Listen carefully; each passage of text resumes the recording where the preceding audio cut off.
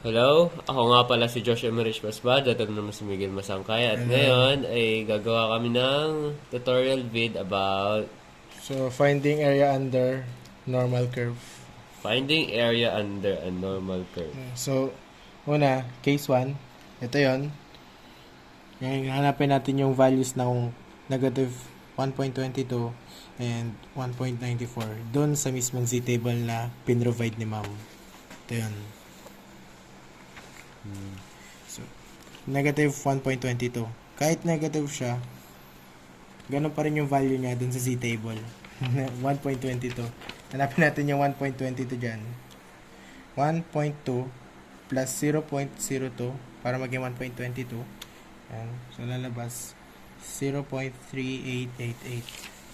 0.3888. Ngayon, ano natin yung value ng 1.94? 1.9 plus 0.04 para makuha natin yung 1.94.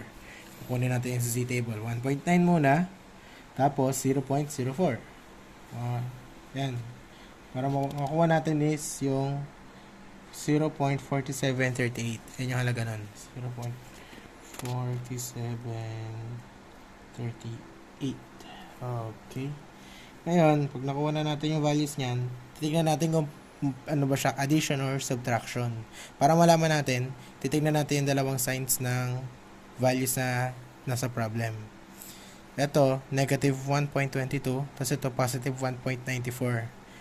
Pag magkaiba sila ng sign, laging addition yan.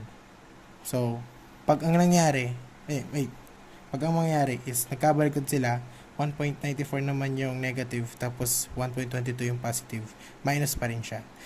Basta, magkaiba siya ng sign. Ganun yun. So, addition siya.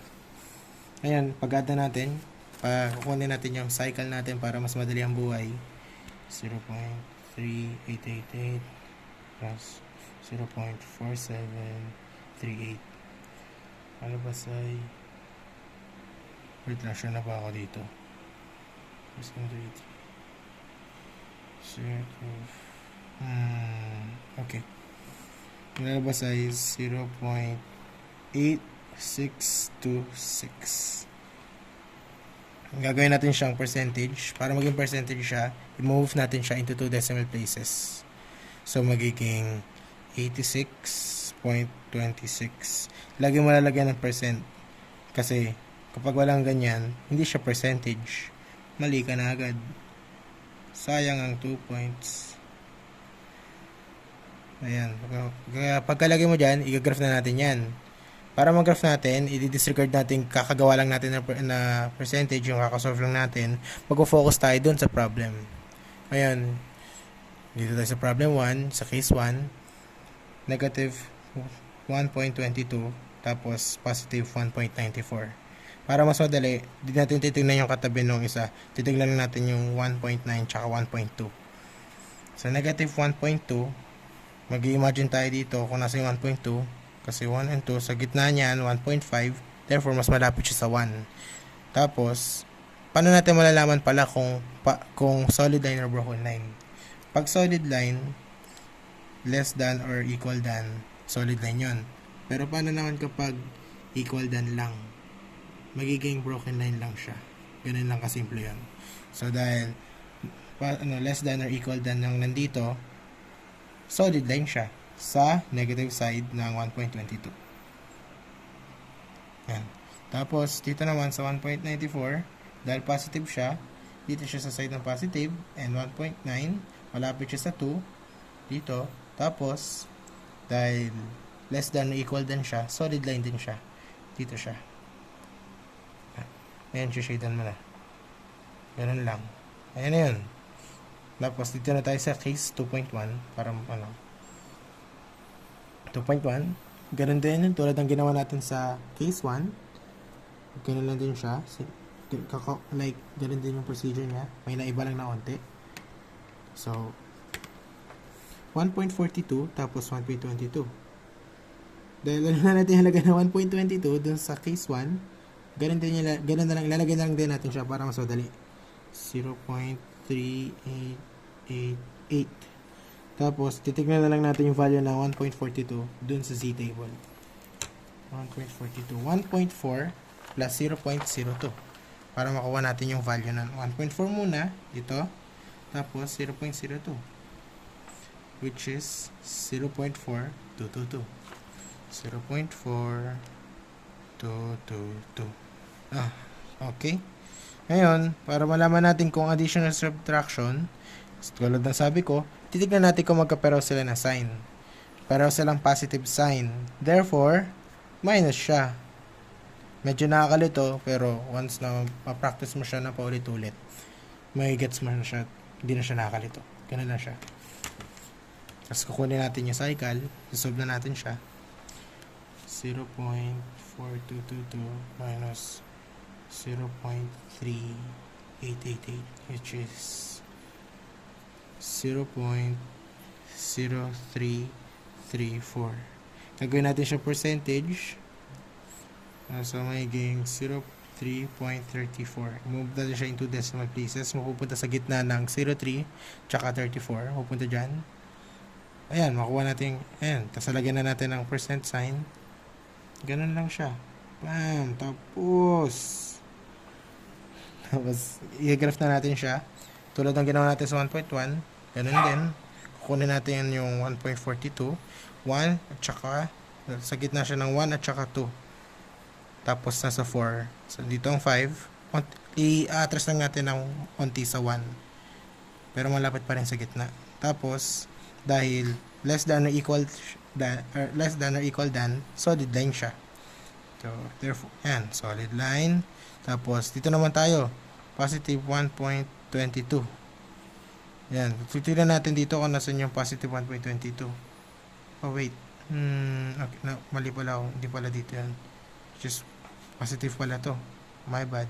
So dito pala yan, 1.42. The 1.42 siya, malapit na sa 1.4 dito. 1.4, tapos ganun, dito pala yung solid line. Tapos dito 1.22, ganun din, 1.22 2, tapos 2 dito rin. Ayan. Hindi malapit sa gitna. Hindi rin malapit sa gitna. Ganun. Basta nasa gitna ng 2, tsaka ng gitna ng 2, tsaka 3. Ganun siya. Tapos shade mo na. Medyo malami explanation ko to. Pero ganun lang yun. Just follow mo lang yung dito para mas madali. From left to right. Ayan. Si Josh na yung susunod sa akin dito sa case 2.2 tsaka case 3.1. Hey, ako nga pala si Josh Masbad at ngayon ako ang magsasagot ng case 2.2. Wala naman siya pinagkaiba sa ibang cases. Wala naman masyado. So it's still both the same sign. So ang gagawin natin dyan is positive. So hanapin natin yung value ng 1.94 at since ang ating I was wrong. So if it's the same sign, it's said to be minus. It's said to be subtraction. So forget what I said earlier, and yeah, let's move on. Since our friend here, Masangkay, has already found the value of 1.94, we're gonna place it right over here. 7.338 minus the value of 1.42, which is 0.4222. Oh, give me a moment. And then after that, we're gonna use our calculator to find the answer. 0.4739 minus 0.4222. And then our answer would be 0.0517. Now, in order to get your percentage, you're gonna move 2 decimal places. And then, that would be 5.17%. Then, you will box this answer. Now, I forgot to mention, even if it's negative, you will still... Okay, then I forgot to mention, even if this is negative, when finding its value on the z table, it doesn't matter. You still have to find it and make it positive, because you cannot make this percent negative. That's not possible. It's impossible. Now, moving on to the graph, we will now have to find the negative 1.94 in this graph.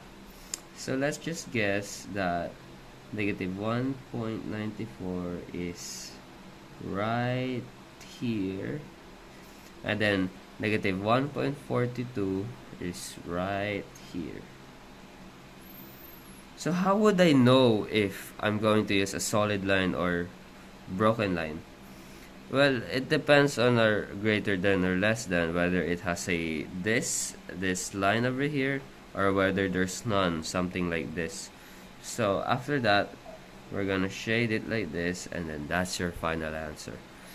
Moving on, as I said, this is the difference between case 2.2 and 3.1. And then let's answer it quickly by finding the value of of infinity, which is 0.5, and then we're gonna add it to the value of 1.94, which is 0.4739, since it's already here. So the reason why it's an addition, because both are different sign. This one is negative infinity, and this is a positive 1.94. So moving on, we're gonna be solving it by adding 0.5 plus 0.4739, and then the answer would be 0.9739. By multiplying it to 100 in order to get our percentage, this is how I got this. I just multiplied it to 100, then the answer would be 97.39%, and that's your final answer. Or it could be like moving just 2 decimal places, just what I did here. Both are the same nonetheless. Now, moving on to our graph, since our infinite here doesn't have a line, it won't matter since it's an infinity. We're just going to have to find 1.94 in its place like this, like a solid line, since it has a line over its less than or greater than. After that, we're gonna be shading the entire negative side to get our graph. So this doesn't matter, since you won't need a broken line in the graph, because you're just gonna maximize this whole thing. Yeah, that's all. Thank you. Thank you. Bye-bye.